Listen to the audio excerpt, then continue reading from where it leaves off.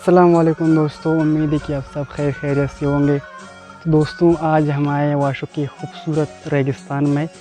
याद रहे कल हमने क्रिकेट का एक फाइनल मैच जीता था, तो उसके लिए सरजार हमीद ने हमें एक पिकनिक दिया था। तो आज हम आए हैं वाशुक की खूबसूरत रेगिस्तान में। याद रहे ये मेरा दूसरा व्लॉग है वाशुक के खूबसूरत रेगिस्तान। मैं आज आप लोगों को वाशुक के खूबसूरत रेगिस्तान भी दिखाऊँगा, और मैं थोड़ा अभी ऊपर चढ़ गया हूँ, यहाँ कुछ बातें करूँगा। तो अभी खाना तैयार है, तो इंशाल्लाह मैं जाऊंगा उधर, और फिर इंशाल्लाह आप देखते रहें मेरे इस व्लॉग को। शुक्रिया आप लोगों का।